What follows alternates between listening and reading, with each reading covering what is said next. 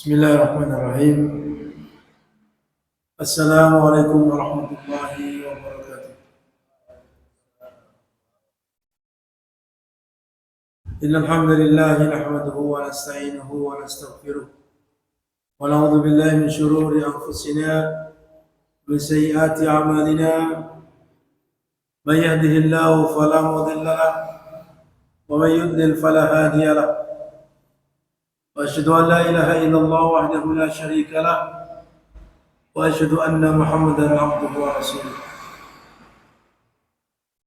Allahumma salli ala Muhammad wa ala alihi wa sahbihi wa man tabi'ahum bi ihsanin ila yaumiddin. Amma ba'du, ikhwatal iman, akramani wa akramakumullah. Insyaallah taala kita lanjutkan kembali pada hari ini. Insyaallah kita membaca hadis yang ke-26 dari hadis-hadis yang disebutkan di dalam kitab Al-Arba'in An-Nawawiyah, yaitu hadis yang diriwayatkan oleh Abu Hurairah radhiyallahu anhu. An-Nabi Hurairah radhiyallahu anhu qala, dari Abu Hurairah radhiyallahu anhu beliau mengatakan, qala Rasulullah sallallahu alaihi wasallam, Rasulullah sallallahu alaihi wasallam bersabda, kullu sulama minan nasi alaihi sadaqah. Setiap persendian dari manusia wajib disedekahi, wajib diberikan sedekah. Kullu yaumin tatluhu fi syamsu. Setiap matahari terbit, artinya berarti setiap hari wajib diberikan sedekah. Kemudian disebutkan contoh-contoh sedekah. Ta'dilu baina isnaini sadaqatun. Mengadili antara dua orang, itu adalah sedekah. Wa tu'inu ar-rajula fi dabatihi fatahmiluhu 'alaiha aw tarfa'u lahu 'alaiha mata'ahu sadaqah. Engkau membantu seorang membawakan barangnya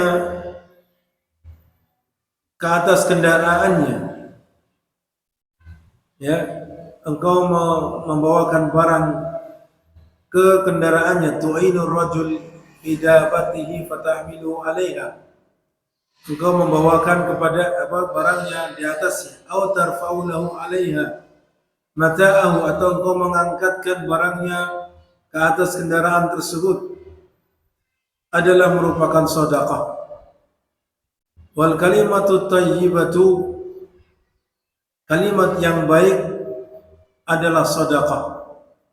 Wa bi kulli khutwatin yang tamshiha ila salati sedekah. Dan setiap langkah yang kau langkahkan menuju salat, maksudnya menuju masjid untuk melaksanakan salat, adalah sedekah. Wa tumitul adza 'anit tariqi sedekah. Engkau menghilangkan rintangan di jalan, itu juga sedekah. Ini Rasulullah sallallahu alaihi wasallam ketika menyebut bahwa wajib bagi setiap hari, dalam setiap hari dari setiap persendian yang dimiliki oleh seorang manusia harus disedekahi. Kemudian Rasulullah menjelaskan sedekah apa saja. Di sini disebutkan contoh-contohnya. Ini adalah hadis yang diriwayatkan oleh Bukhari dan juga Muslim. Baik, sebelumnya kita baca bersama tentang hadis ini agar masing-masing bisa mengulanginya, membaca dengan baik dan tepat. An-Nabi Hurairah radhiyallahu anhu qala qala Rasulullah sallallahu alaihi wasallam kullu sulama minan nasi alaihi sadaqatun kulla yawmin tatlu'u fihi syamsu ta'dilu baina ithnaini sadaqah wa tu'inu ar-rajula fi dabatihi fatahmiluhu 'alayha aw tarfa'u lahu 'alayha mata'ahu sadaqatun wal kalimatu thayyibatu sadaqah wa bi kulli khutwatin tamshiha ila salati sadaqah wa tumitul adha 'anit tariqi sadaqah. Rawahul Bukhari wa Muslim. Kita ulangi. An Abi Hurairah radhiyallahu anhu qala qala Rasulullah sallallahu alaihi wasallam kullu sulama minan nasi alaihi sadaqah kulla yawmin tatlu'u fihi syamsu ta'dilu baina ithnaini sadaqatun wa tu'inu ar-rajula fi dabatihi fatahmiluhu 'alayha aw tarfa'u lahu 'alayha mata'ahu sadaqah wal kalimatu thayyibatu sadaqah wa bi kulli khutwatin tamshiha ila salati sadaqah wa tumitul adha 'anit tariqi sadaqah. Rawahul Bukhari wa Muslim. Sebutkan bahwasanya Abu Hurairah sebagaimana ta'rif tentang perawi dari hadis ini telah disebutkan pada hadis sebelumnya, itu hadis yang ke-9. Maka bisa merujuk kembali pada hadis yang ke-9 tentang siapa Abu Hurairah, yang secara ringkas bahwasanya Abu Hurairah itu walaupun masuk Islam ketika sudah Nabi SAW sudah hijrah ke Madinah, akan tapi beliau adalah seorang sahabat yang paling banyak meriwayatkan hadis-hadis Nabi sallallahu alaihi wasallam.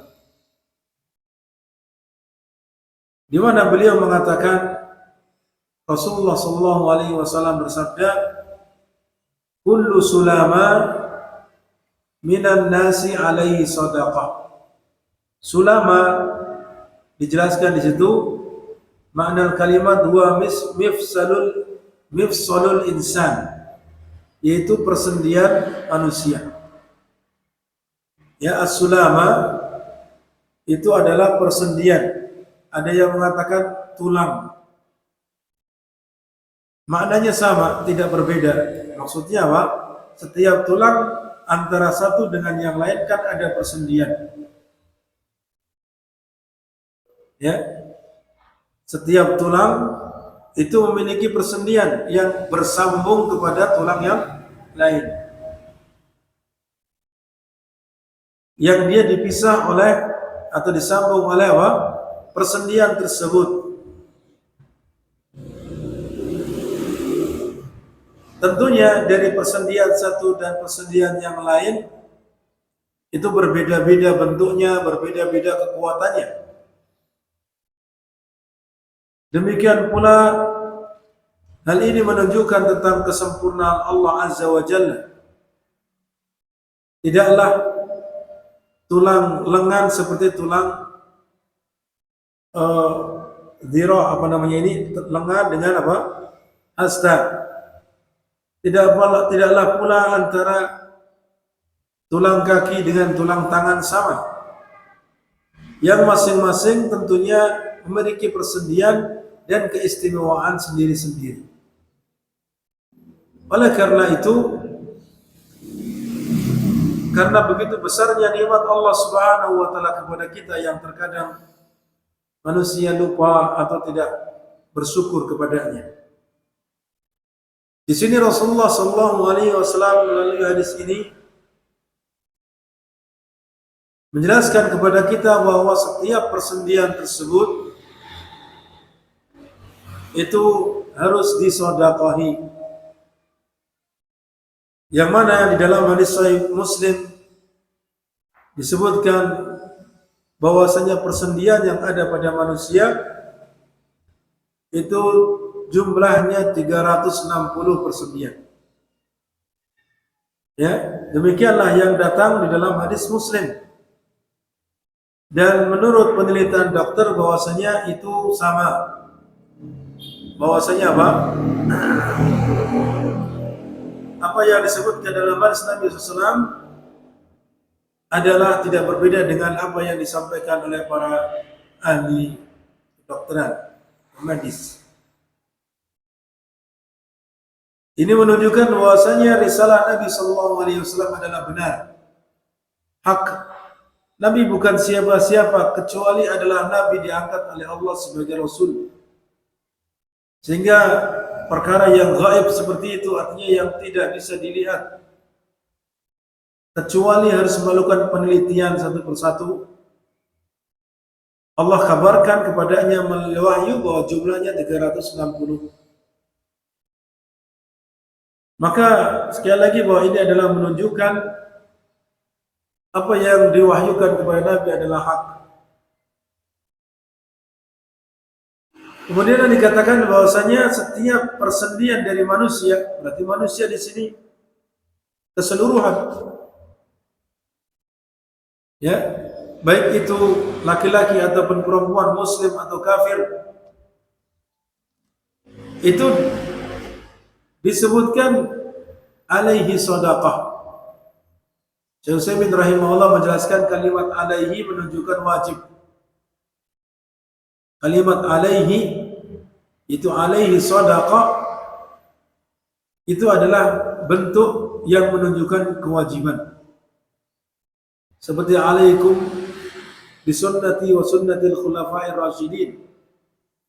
Dengan kata alaikum, wajib atas kalian berpegang teguh kepada sunnahku dan sunnah khulafa'ir rasyidin. Seperti kutiba alaikumus syiyam, wajib atas kalian berpuasa. Ini kalimat alaikum.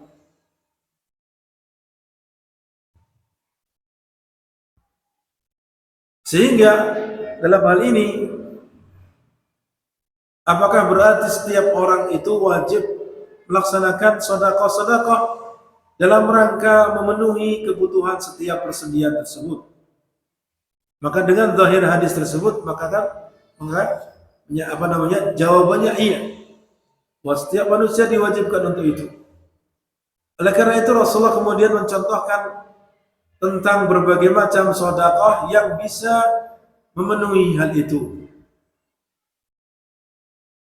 Ya, disebutkan di dalam hadis tersebut sangat banyak sekali yang menunjukkan itu semua bagian dari bentuk ketaatan kepada Allah, baik itu lisan ataupun perbuatan. Sehingga dalam hal ini setiap ketaatan dalam rangka mendekatkan diri kepada Allah Subhanahu wa taala, baik itu dengan amal anggota badan kita, fisik kita, ataupun dengan zikir kita, ucapan lisan kita, itu semua bisa menjadi sedekah bagi persendian yang diwajibkan untuk kita sedekahi setiap harinya. Di dalam hadis yang lain disebutkan bahwasanya cukup mewakili hal itu dengan melaksanakan 2 rakaat duha. Oleh karena itu, bagi siapa yang tidak melakukan sedekah-sedekah yang disebutkan oleh Nabi SAW, maka dia juga dianjurkan melaksanakan salat duha. Oleh karena itu disunahkan istimrar, terus-menerus melaksanakan salat duha dalam rangka tadi supaya seseorang itu terpenuhi padanya apa? Kewajiban untuk memberikan sedekah pada setiap persendiannya. Itu demikian yang dijelaskan oleh Syekh Muhammad bin Shalih Al-Utsaimin rahimahullah dalam kitabnya ketika menjelaskan hadis ini. Jadi bahwa kalau begitu kita merutinkan setiap hari melaksanakan sholat duha. Iya, kita merutinkan setiap hari melaksanakan sholat duha.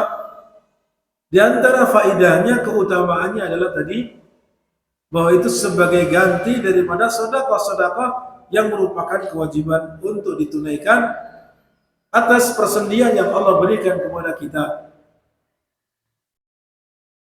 Itu demikian. Dicontohkan oleh Rasulullah SAW sebelumnya kalimat kulla yaumin tatluhu fi syamsu, bahwasanya setiap persendian dari manusia itu wajib disedekahi. Kapan sedekah itu ditunaikan? Yaitu kulla yaumin, setiap hari yang matahari terbit padanya. Berarti setiap kali matahari terbit, ya, maka ini anggota badan kita, persendian yang Allah berikan kepada kita yang jumlahnya disebutkan dalam hadis Muslim tadi 360 persendian setiap hari, itu apa? Disedekah. Ya. Dan di antara yang disebutkan oleh Rasulullah SAW dalam hadis ini adalah yang pertama, ta'dilu baina snaini sedekah. Ta'dilu maksudnya di sini apa? Meleraikan antara dua orang yang sedang bertikai. Nah, meleraikan di sini bisa dengan cara melakukan sulh, perdamaian, bisa dengan cara memberikan keadilan hukum yang adil untuk keduanya. Jadi dengan dua cara meleraikan antara dua orang yang sedang bertikai, itu pertama dengan berdamai, yang kedua dengan memberikan hukum yang adil antara keduanya. Jadi adil tadi, seseorang itu dikatakan berbuat adil terhadap dua orang yang sedang bertikai adalah pertama dengan cara islah, supaya mereka melakukan perdamaian. Yang kedua dengan memberikan solusi berupa hukum yang adil di antara mereka. Apa perbedaan antara keduanya? Ya, bahwasanya ketika seseorang itu meleraikan dua orang yang sedang bertikai, kalau berdamai, tentunya ini namanya berdamai, berarti salah satu masing-masing dari keduanya itu apa? Merelakan apa yang menjadi tuntutannya atau haknya. Itu namanya berdamai. Ya. Ini berdamai ini jika apabila tidak diketahui mana yang benar, mana yang salah, mana yang dia jelas-jelas berhak dan mana yang tidak berhak. Ya. Oleh karena itu, pertama, ketika apa? Tahu betul ini yang berhak sesuai dengan bukti-bukti yang ada dan ini tidak berhak, maka di sini diberikan hukum yang adil. Ya. Hukum yang adil. Ini hak dia diberikan haknya, yang bukan haknya tidak diberikan. Ini jika sudah jelas diketahui mana yang berhak dan mana yang tidak. Maka ini adil namanya. Kalau tidak demikian, maka langkah kedua yaitu melakukan perdamaian. Misalkan tidak ada kejelasan, maka di sini namanya perdamaian itu adalah salah apa masing-masing dari keduanya itu merelakan haknya. Itu ketika melakukan perdamaian. Nah, di sini dengan dua cara itulah seseorang bisa melerai dua orang yang sedang bertikai tersebut. Ketika seorang melakukan hal itu, maka itu bagian dari apa? Sedekah. Bagian dari sedekah yang dianjurkan oleh Nabi Shallallahu Alaihi Wasallam, baik itu dengan cara memberikan hukum yang adil antara keduanya atau dengan melakukan islah, perdamaian. Contoh berikutnya yang disebutkan dalam hadis ini adalah wa tu'inur rajula bidabati fatahmilu alaihi aw tarfa'u lahu alaiha mata'ahu, itu sedekah. Ya.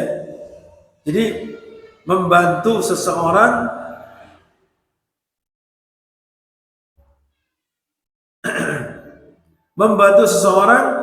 untuk apa? Di atas kendaraannya, dia membawakan padanya.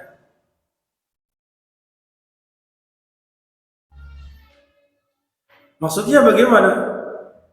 Seseorang misalkan tidak mampu naik kendaraan.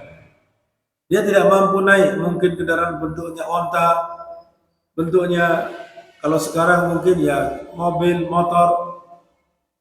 Misalkan ada orang tua, dia tidak bisa naik ke atas, ya dibantu, dinaikkan. Atau orang yang tidak mampu, sakit misalkan, dia harus masuk kendaraan, dibantu, diangkat. Ya.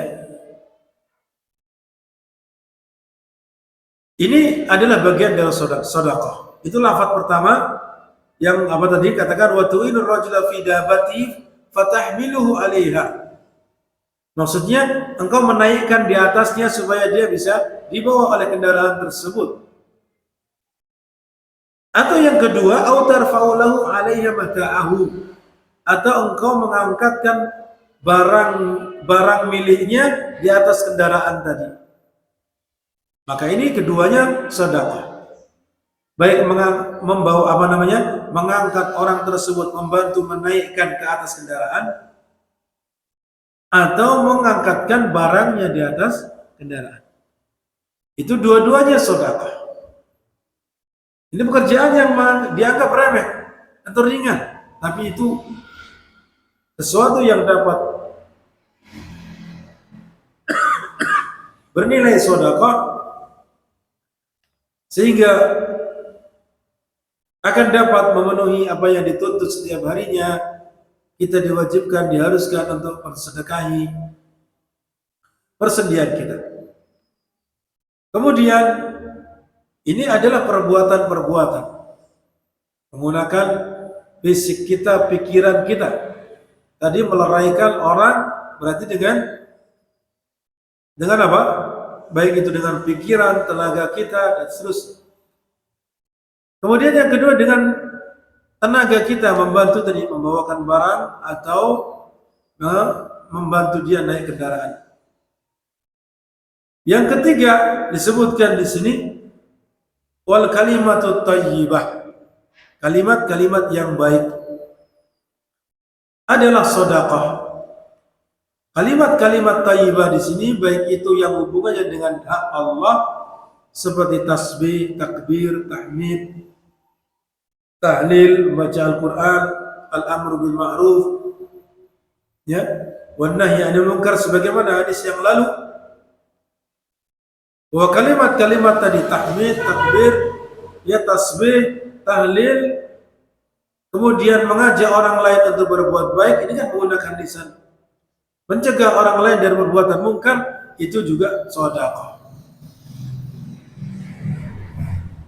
Ya. Kemudian yang hubungannya dengan hak manusia. Hubungannya dengan hak manusia seperti apa tadi?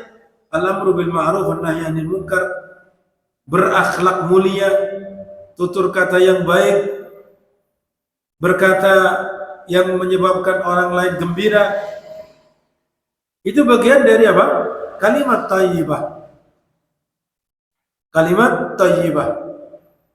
Yang semua itu dikategorikan sebagai sedekah yang mana akan dapat memenuhi tuntutan setiap harinya, harus disedekahi dari persediaan kita. Ditambah lagi wa bi kulli khutwatin tamshiya ila shalah. Dan setiap langkah yang kau langkahkan menuju sholat, maksudnya menuju masjid untuk melaksanakan sholat, itu adalah sedekah. Sama saja apakah langkah itu kita melangkahkan kaki rumahnya dekat atau rumahnya jauh, itu sama. Ya, dihitung maksudnya setiap langkahnya. Berarti semakin jauh rumahnya dia ketika melangkahkan kaki, maka itu juga semakin banyak peluang untuk bisa mendapatkan sedekah.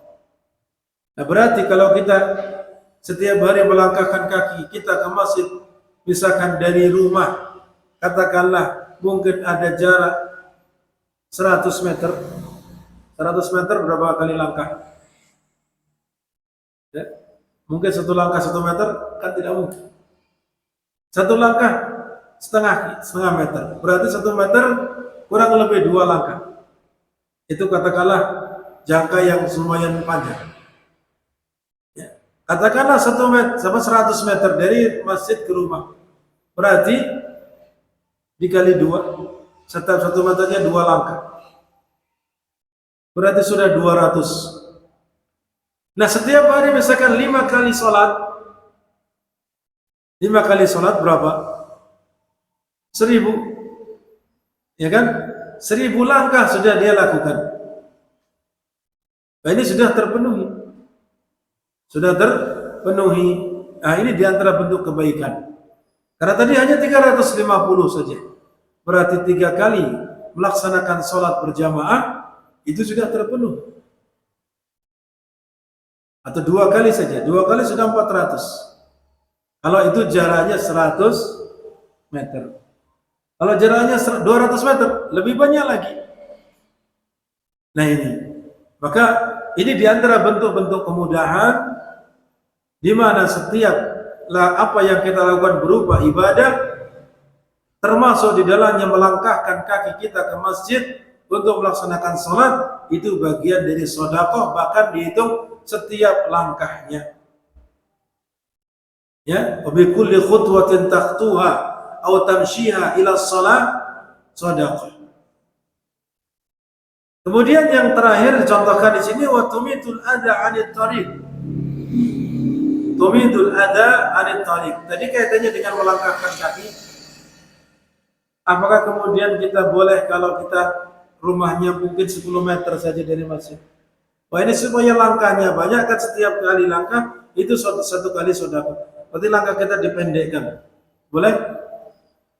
Ini para ulama ya menjelaskan maksudnya tidak demikian. Artinya tidak dianjurkan hal yang seperti itu, bahkan termasuk mengada-ngada. Kalau dia menyengaja apa? Menyengaja kemudian melangkahkan kaki pendek-pendek supaya dia dapat banyak langkahnya karena rumahnya dekat. Ya. Atau karena rumahnya dekat dia putar jalan. Misalkan di sini masjidnya, rumahnya di sebelah situ. Akhirnya putar jalan ke sana. Putar supaya langkahnya banyak. Padahal kalau ke sini hanya mungkin 20 meter, ini sana jadi 200 meter. Nah, ini yang seperti ini adalah takalluf.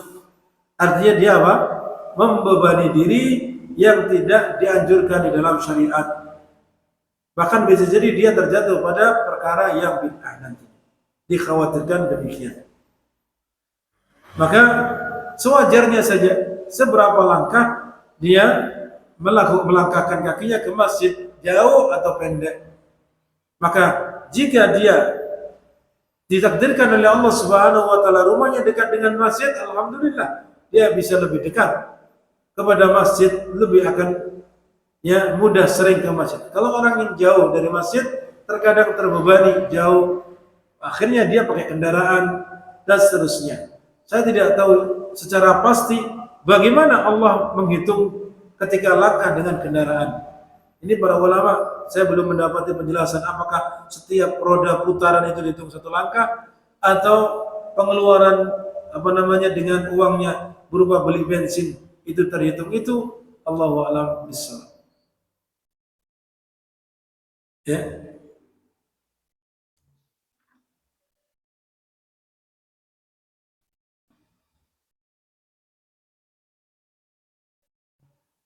Ini kaitannya dengan melangkahkan kaki tadi.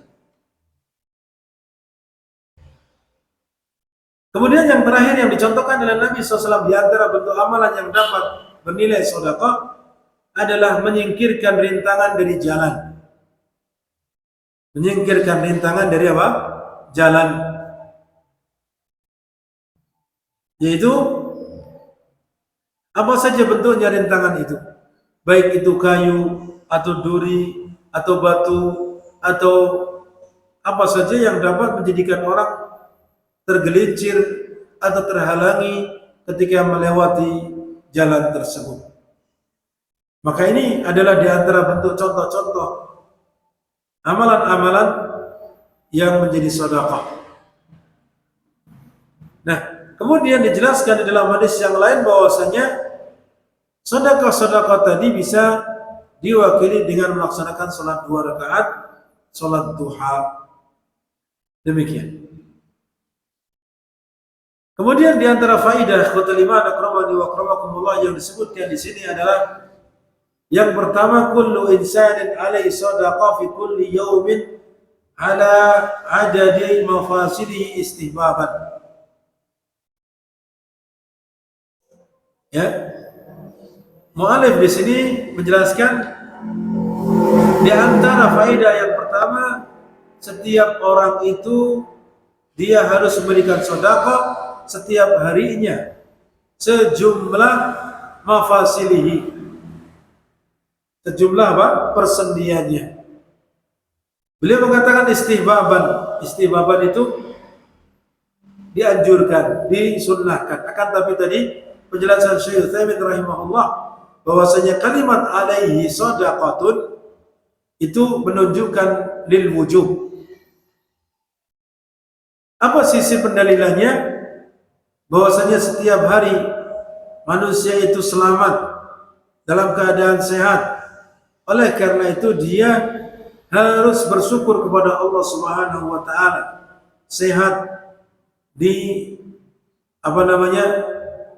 telapak tangannya, sehat diroknya atau lengannya, sehat hastanya, sehat kakinya, betisnya, pahanya, sehat seluruh anggota badannya.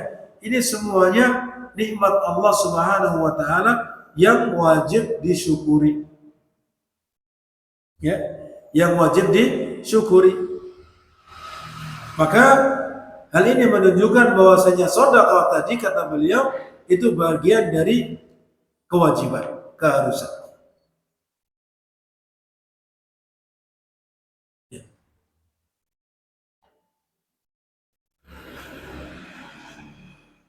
Kemudian yang kedua, bahwasanya salatul duha tujzi'u an kulli hadhihi sadaqat. Salat duha itu dapat mewakili atau memenuhi, mencukupi dari semua sedekah ini. Hal itu sebagaimana hadis yang diriwayatkan oleh Imam Muslim di dalam sahihnya. Ya. Bahwasanya 2 rakaat yang dia lakukan melaksanakan salat duha itu sudah mencukupi daripada hal itu. Oleh karena itu, berdasarkan riwayat ini, artinya salat 2 rakaat itu mewakili sedekah-sedekah yang harusnya ditunaikan sejumlah 360 tadi paling tidak. Itu menunjukkan bahwasanya hendaknya seorang manusia berusaha untuk merutinkan melaksanakan salat duha walaupun hukumnya sunnah. Ya. Walaupun hukumnya sunnah dalam rangka tadi di antaranya memenuhi apa yang dianjurkan atau diwajibkan. Sebagai ulama mengatakan diwajibkan sebagaimana tadi dijelaskan bahwa itu dapat memenuhi tadi sedekah yang dituntut. Kapan waktunya salat duha tersebut? Yaitu mulai tingginya atau matahari meninggi seukuran tombak. Seukuran tombak. Dalam pandangan kita, kalau kita dari jauh, matahari itu di atas bumi seukuran tombak. Ya. Adapun habisnya atau terhabis waktu sholat duha waktunya adalah sebelum waktu zawal, sebelum zuhur.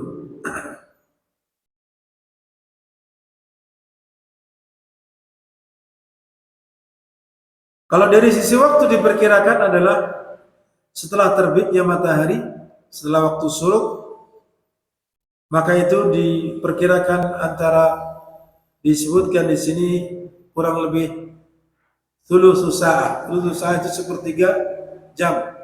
Sepertiga jam berarti kurang lebih 20 menit dari terbitnya matahari. Itu perkiraan Syekh Muhammad bin Shalih Al-Utsaimin terkait dengan masalah hal ini. Adapun waktu terakhirnya sebelum zawal, ya antara 10 sampai 5 menit sebelum zawal atau sebelum masuk waktu zuhur. Jumlahnya 2 rakaat paling sedikit, dan yang paling banyak tidak ada batasan. Ya, tidak ada batasan. 2 rakaat, 2 rakaat, 2 rakaat, demikian. Kemudian selanjutnya ikhwatal iman rahimani wa rahimakumullah, bahwa disebutkan dalam hadis tadi di antara faedahnya kasratu turuqil khairi wa abwabil hasanati wal ujur. Banyaknya jalan-jalan kebaikan dan pintu-pintu hasanat, pintu-pintu kebajikan, dan juga mendapatkan pahala. Kalau kita lihat bagaimana yang dijelaskan oleh Rasulullah Sallallahu Alaihi Wasallam tadi, dengan berbagai macam cara untuk bisa bernilai sedekah itu banyak. Ya. Dan itu bukan ibadah-ibadah yang sifatnya wajib tadi. Belum salat, belum puasa, belum zakat, dan seterusnya. Nah, kalau sekali lagi bahwa di sini jalan-jalan untuk mendapatkan kebaikan, pahala itu sangat banyak. Dan ada sebelumnya juga menyebutkan tentang berbagai macam bentuk sedekah. Berbagai macam bentuk sedekah. Kemudian di dalam hadis ini di antara faidahnya Syekh Utsaimin rahimahullah menjelaskan bahwa matahari itu yang memutari bumi. Ya. Bahwa matahari itulah yang memutari bumi. Jadi bukan bumi yang memutari apa? Matahari. Di mana itu bisa menjadikan apa? Bergantinya ada siang, ada malam.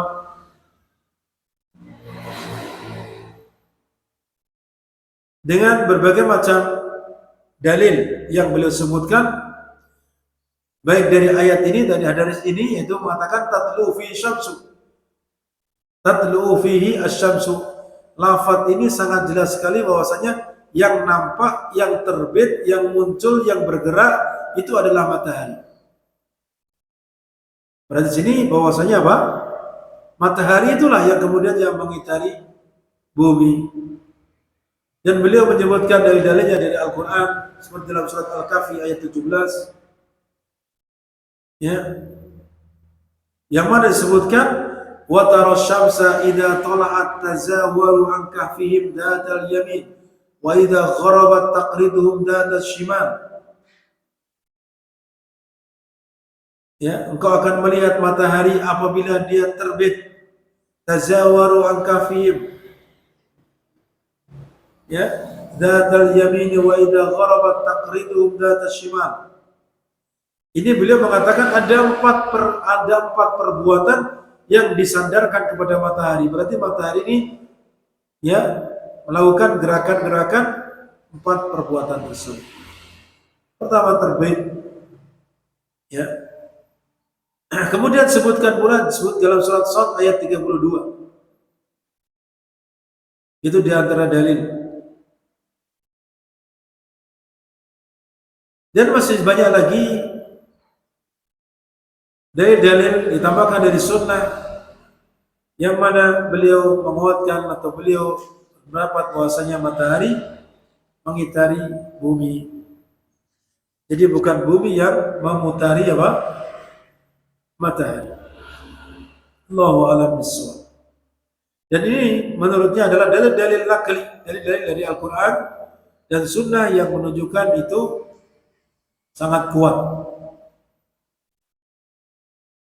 Karena penelitian manusia sifatnya hanya dhanni, perkiraan saja, dan tidak bisa memastikan secara pasti.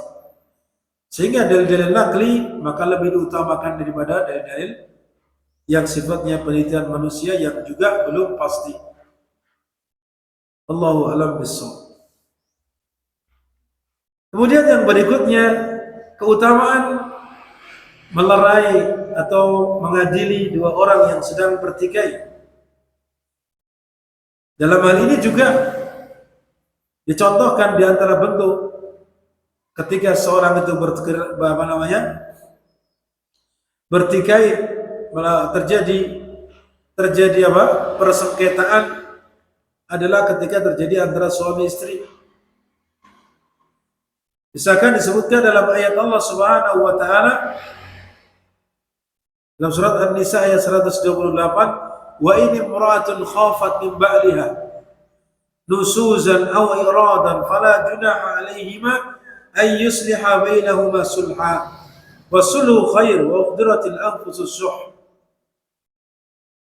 Jadi kami jelaskan bahwasanya sebagaimana jelaskan Syekh Utsaimin, mengadili dua orang yang sedang bertikai itu adalah pertama dengan menghukumi siapa yang berhak dengan keadilan, yang kedua dengan melakukan perdamaian. Yang mana dengan melakukan perdamaian itu tentunya salah satunya atau keduanya akan merelakan apa yang menjadi haknya. Itu biasanya begitu. Salah satu contohnya adalah seperti yang ayat yang saya bacakan tadi, di mana Allah Ta'ala berfirman, wa in imra'atun khafat min ba'liha. Kalau sekiranya ada seorang wanita, seorang istri yang takut suaminya itu berbuat apa? Nusus. Aw iradan, aw berpaling. Maksudnya bagaimana nusus itu? Suami kok nusus? Karena pada umumnya yang nusus itu adalah istri, pembangkang, tidak taat. Ya, dalam sebuah keluarga antara suami istri ada istilah nusus. Nusus itu bisa dari pihak istri, ada pihak suami, atau kedua-duanya. Nusus, ya artinya apa? Kalau dari pihak istri bahwasanya dia tidak lagi memenuhi hak-hak suami, tidak taat kepada suami, itu namanya nusus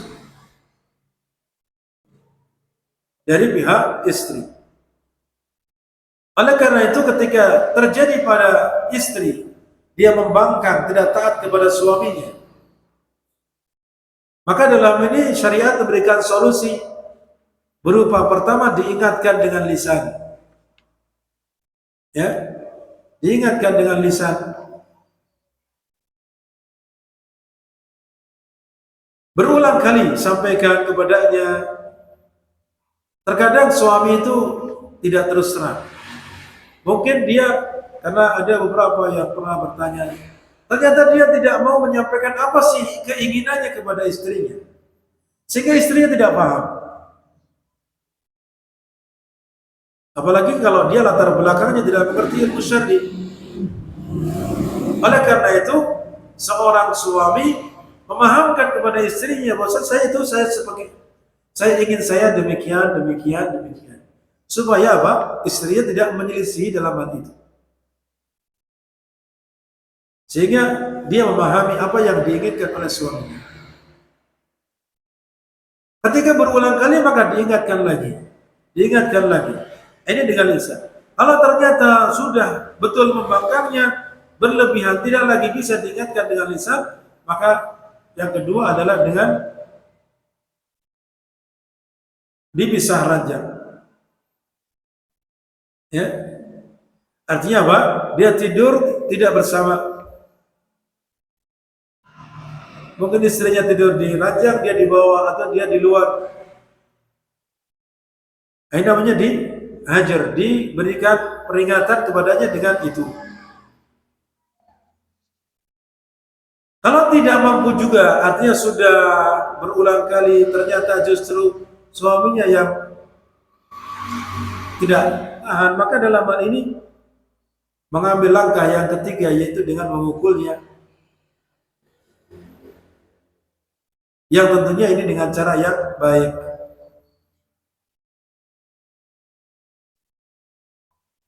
Ya, itu demikian. Kalau sudah, tapi memukul ini memukul yang mendidik, tidak apa?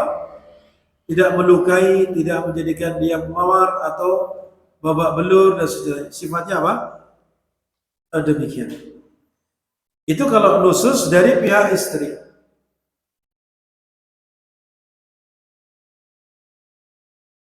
Ya. Itu dengan solusi demikian. Nah, kalau sekarang nusus dari pihak suami, artinya bagaimana nusus bagi pihak suami? Nusus bagi pihak suami itu suaminya tidak lagi peduli, acuh tak acuh kepada istrinya. Bahkan bisa jadi tidak kasih nafkah. Jatah malamnya tidak diberikan. Tidak diajak ngomong, tidak ajak, pokoknya acuh tak acuh. Ini berarti dia nusus kepada istrinya. Tidak memberikan hak istrinya, berpaling dari istrinya. Nah, kalau dia khawatir terhadap hal itu, maka di sini disebutkan fala junaha alaihima an yusliha bainahuma sulha. Maka tidak ada dosa bagi keduanya, suami dan istri tersebut, melakukan perdamaian. Ya, bagaimana perdamaian itu? Dicontohkan oleh para ulama, perdamaiannya adalah dengan cara barangkali istrinya tahu bahwasanya suaminya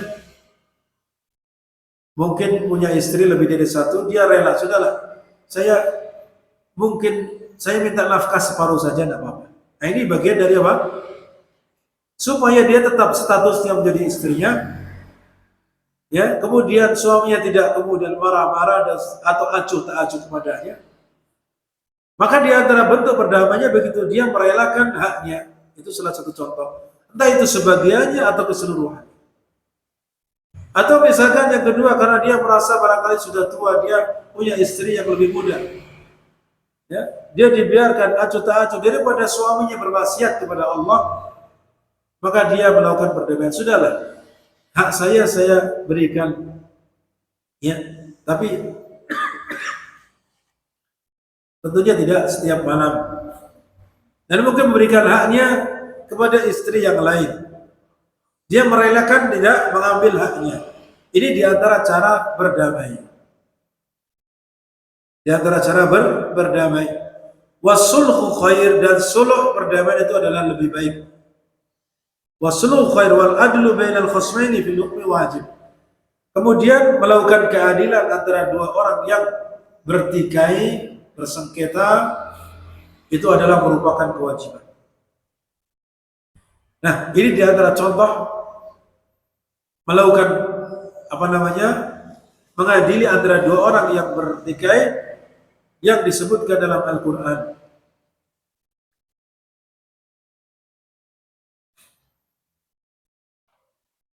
Kemudian yang berikutnya di antara faidah, anjuran seseorang itu untuk membantu orang lain, saudaranya muslim. Sebagaimana disebutkan dalam contoh-contoh tadi, bagian dari sedekah. Baik itu hanya sekedar membantu dia naik kendaraan atau membantu membawakan barangnya ke atas kendaraannya. Nah, demikian. Kemudian di antara aqwalus salaf yang disebutkan di sini adalah qaulul Fudail ibn Iyad rahimahullah. Qaulahu ta'ala, Fudail ibn Iyad membaca, ya, qara'a al-Fudail ibn Iyad rahimahullah qaulahu ta'ala. Fudail ibn Iyad membaca firman Allah Ta'ala, alam naj'al lahu 'ainain wa lisanan wa syafatain. Tidakkah kami berikan kepadanya dua mata, lisan dan juga dua bibir? lailatan, membaca itu di waktu malam. Fabaka, maka Fudail ibn Iyad menangis. Fasuila al-bukaihi, lalu beliau ditanya, kenapa engkau menangis? Faqala, maka beliau menjawab, hal bitta lailatan syakiran lillahi, apakah engkau bermalam, ya, engkau bermalam dalam keadaan sudah bersyukur kepada Allah Subhanahu wa taala, an ja'ala laka 'ainain tubsira bihima, di mana engkau, ya, di mana Allah Ta'ala telah menjadikan atau memberikan kepadamu dua mata yang kau bisa melihat dengannya. Hal bitta lailatan syakiran lillah, apakah engkau sudah bermalam dalam keadaan bersyukur kepada Allah? An ja'ala laka lisanan tantiqu bihi, yang telah menjadikan untukmu lisan yang kau bisa berbicara dengannya. Wa ja'ala yu'addidu min hadha darb, lalu beliau menyebutkan, ya, menyebutkan nikmat-nikmat Allah Subhanahu wa taala yang diberikan. Apa yang Allah sebutkan dalam ayat tadi? Ainain, kedua mata, lisan, dan juga apa? Kedua bibir. Maka beliau mengingatkan, apakah engkau sudah bersyukur kepada Allah Subhanahu wa taala atas apa yang kau dapatkan dari nikmat Allah Subhanahu wa taala? Satu persatu disebutkan. Ya, nikmat mata, nikmat lisan, nikmat dua bibir, nikmat yang lain.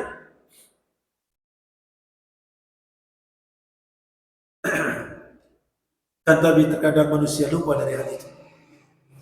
Tidak menadari bahwasanya itu semua adalah merupakan nikmat Allah Subhanahu wa taala yang Allah berikan kepadanya. Terkadang hanya diperintahkan untuk salat saja dia enggan, bermalas-malasan. Salat di masjid, salat 5 waktu yang itu merupakan kewajiban, ya, itu juga bermalas-malasan. Maka sungguh bahwa dia lebih berhak menangisi dirinya daripada Fudail ibn Iyad yang mana dia seorang ulama besar. Beliau menangis karena hal itu. Kemudian syaka rajulun ila Yunus bin Ubaid rahimahullah diqa halihi. Ada seorang laki-laki yang mengeluhkan keadaan dirinya kepada Yunus bin Ubaid rahimahullah. Mengeluhkan apa? Sempitnya keadaan. Dia merasakan susah, sempit. Menurutnya demikian. Faqala lahu Yunus. Lalu Yunus tersebut mengatakan kepadanya, ayasurruka anna laka bi basarika hadha alladhi tubsiru bi 100,000 dirham. Apakah engkau akan menjadi bahagia ketika engkau, ya, diberikan 100.000 dirham, ya, dengan ganti matamu yang kau bisa melihatnya. Artinya apa? Diambil kedua matamu, kau diberi uang 100.000 dirham. 100.000 dirham. Faqala rajulullah, laki-laki tersebut kata, oh tidak. Qal, maka dia lagi bertanya, fa biyadika 100,000 dirham. Ya, tanganmu diambil, diberi 100 dirham. Mau? Qala la, tidak. Fa bi rijlaika. Ya. Sudahlah kalau begitu kedua kakimu, kalau tidak mau tangan, tidak mau mata. Qala la. Maka kemudian Yunus tersebut fadzakara ni'amallah alaihi. Lalu dia menyebutkan nikmat-nikmat Allah kepadanya.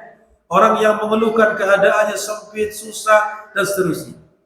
Faqala Yunus, maka Yunus mengatakan, ara indaka mi'ina uluf. Sungguh bahwa saya melihat kepadamu ratusan ribu dirham. Wa anta taskul hajah. Ya, dan engkau masih mengeluhkan keadaanmu. Itu demikian. Ini supaya apa? Seseorang itu pandai bersyukur kepada Allah Subhanahu wa taala. Allah telah berikan kepada dirinya dengan berbagai macam fasilitas yang ketika dinilai dengan harta maka sangat besar sekali. Tapi dia terkadang mengeluhkan keadaan dirinya bahwa Allah tidak peduli kepadanya, Allah diadil kepadanya, dan seterusnya mengeluhkan. Maka kemudian Yunus tadi mengingatkan hal itu. Ini nikmat Allah Subhanahu wa taala yang wajib kita syukuri. Kemudian qala Bakar Al-Muzani rahimahullah, Bakar Al-Muzani rahimahullah mengatakan, "Ya ibn Adam, in aradta an ta'lama qadra ma an'ama Allah 'alaika faghammid 'ainayk." Wahai anak Adam, jika engkau ingin mengetahui seberapa besar nikmat Allah yang Allah berikan kepadamu, maka pejamkan matamu. Pejamkan matamu. Ya, pejamkan kedua matamu. Kalau kita memejam kedua mata, kita bisa melihat? Tidak bisa melihat apa-apa. Ya. Maka dengan hanya melihat kedua mata kita sudah merasakan betapa besar nikmat Allah Subhanahu wa taala. Dengan kedua mata ini kita bisa melihat apa saja yang kita inginkan. Yang tentunya yang dibatasi, yang halal, yang boleh dilihat. Ini dengan kedua mata saja sudah kita bisa bayangkan betapa besar nikmat Allah Subhanahu wa taala yang Allah berikan kepada kita. Kita bisa bayangkan kalau kita tahu-tahu kedua mata kita diambil. Tahu-tahu apa? Terpejam, tidak bisa terbuka atau tidak bisa melihat lagi. Apa yang kita rasakan? Tidak bisa berbuat apa. Kecuali hanya dengan bantuan, ingin ke sana, minta bantuan orang untuk dituntut. Ingin belanja keluar, pakai sepeda motor keluar, mungkin tidak akan mungkin. Ya, karena itu membutuhkan kedua mata. Nah ini, maka sungguh bahwa Allah Subhanahu wa taala memberikan nikmat kepada kita yang terkadang kita lupa akan hal itu. Maka bersyukurlah. Nah, hadis-hadis ini apa yang disebutkan oleh Rasulullah kita supaya bersyukur terhadap apa yang Allah berikan kepada kita berupa persendian dengan melakukan ibadah-ibadah apa yang dicontohkan tadi yang akan bernilai sedekah. Dan itu pun masih bisa diwakili dengan 2 rakaat salat duha. Berapa menit sih 2 rakaat salat? Kita bisa melihat HP berjam-jam. Kita bisa melakukan aktivitas yang lain yang sifatnya tidak ada faedahnya. Mungkin lama waktunya. Bahkan kita bersemangat. Akan tapi hanya dengan 2 rakaat saja yang tidak mungkin lebih dari 5 menit. Ya. Katakanlah 5 menit paling lama. Itu terkadang tidak mampu melakukannya. Ini tidak lain ada kesalahan pada dirinya, pada hatinya. Demikian Allahu a'lam bishawab. Barangkali yang bisa kita sampaikan pada pertemuan pagi ini mudah-mudahan bermanfaat dan menjadikan kita senantiasa mensyukuri apa yang Allah berikan kepada kita berupa persendian dan juga kenikmatan-kenikmatan yang lainnya dan kita menunaikan hak-haknya. Demikian sallallahu alaihi Muhammad wa ala alihi wasallam. Subhanakallahumma wa bihamdika asyhadu an la ilaha illa anta astaghfiruka wa atubu ilaik. Assalamualaikum warahmatullahi wabarakatuh.